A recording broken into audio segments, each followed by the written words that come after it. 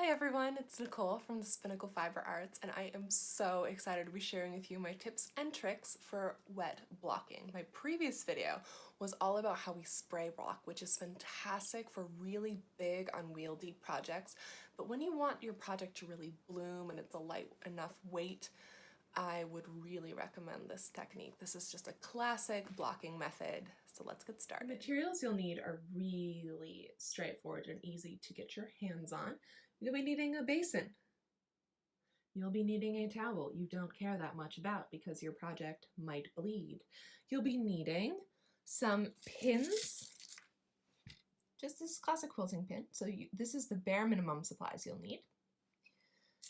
If you want, you can grab T-pins, which are specifically designed for blocking. You can grab blocking wires, which is honestly one of my favorite tools out there. They are fantastic for getting beautiful edges. And I like to use Soak. This is a Canadian-made wash that is designed to clean your knit when you add it to water and you don't have to rinse it. I buy the scentless one just because I have sensitivities and I think it is nice to give people things that don't smell funny. So what I've done already is I have taken my beautiful shawl here, I've filled my basin, I've put in the allotted amount of soak or whatever product you're using, and I've let this sit for about 15 minutes in that soapy mixture. This not only cleans your project, it also makes sure that every single fiber is really well sodden so that it will be easier to open. Once this is soaked, we lift it out of the water. We press out all the water, being sure not to wring it. Wringing it could introduce some tension to the fibers. It could cause some breakages, and it will just make your project a bit wonky. Sit down through it. There we go, right? So press out as much water as you can, and then lay out your blocking mats.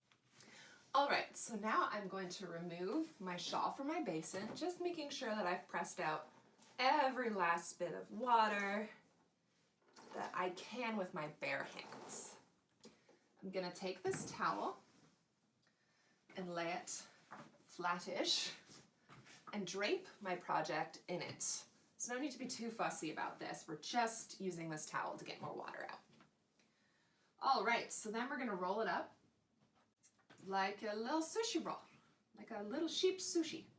So we're going to roll it as tightly as you can, really making sure to get all the water out because we do not want this moisture trapped in our project when we go to block it because they can actually mold and get a little funky smelling, a little mildewy. Unroll it once you've done that first roll. Maybe shift it a bit in the towel to a more dry spot, and you'll see just your towel will be soaking wet wild, eh? So just keep rolling.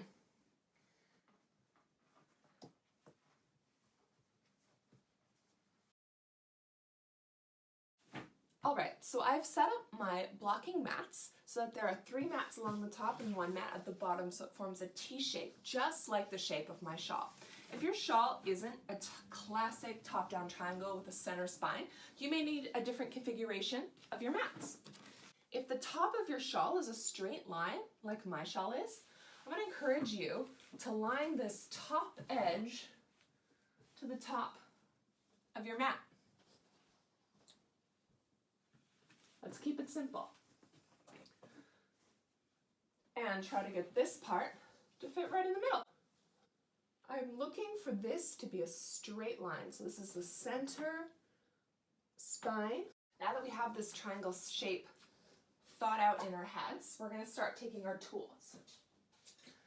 For me, I'm going to start with blocking wires, but if you don't have blocking wires, you can start just by putting pins in and just skip the next minute or so.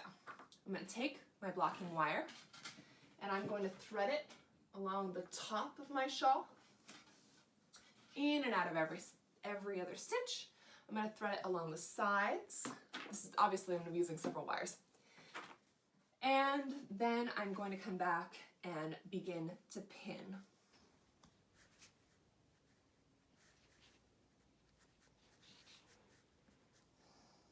I want to make sure that I'm not going on the very edge stitch.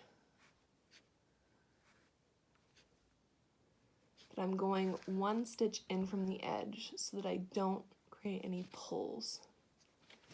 If you had eyelets in the side of your fabric, man, would this be easy.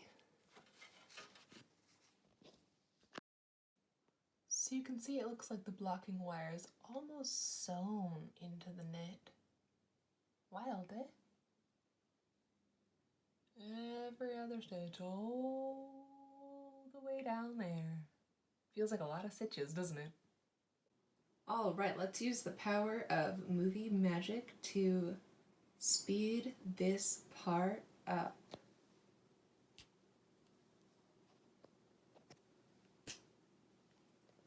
Oh my god, I can't snap. That's so embarrassing. Just pretend this happened and then we cut to the next. Okay. And it is all done. All of the wires are now in place. So I'm going to take the top edge of this and once again align it to the top of my blocking mats. Now's the time to pull out your pins, be them quilting pins or T-pins. We are going to start by pinning along the top. I find this to be the best strategy. Make sure none of your pins have rusted. That can be really bad for your fabric. It can actually leave little stain marks and the like. So we're just gonna put them in every hand's breadth or so, whatever feels good to you. Make sure that you're catching the wire so that it is doing the work here. All right, I'm going to be particularly mindful of the center and where our center is, and make sure that we are putting our pin right in that middle spot. You could be really fussy about this. You could take a ruler, you could bust out your protractor, you know, but at the end of the day, it's a shawl and it goes around your neck, so pick how fussy you want to be. I'm looking for these pins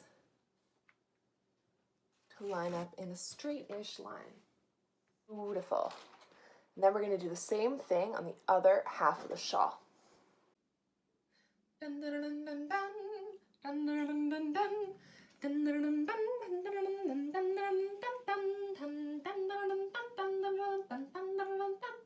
And I think that's looking really balanced. So what I'm now going to do is just going to do a walk around my shawl and look for any places where we're not getting those beautiful straight lines.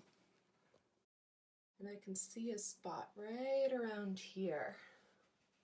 It's a little bunched. So what we're going to need to do is relax that a little bit and put our wire in. Check the top, the side,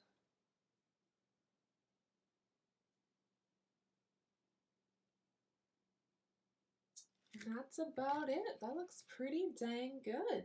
That's all there is to it. Now what I'm going to do is I'm going to take a fan, if I have one, and turn it on so it oscillates over my project so that it dries even faster. So thank you so much for going on this blocking journey with me. I hope it was helpful and I wish you the best of luck with your future projects.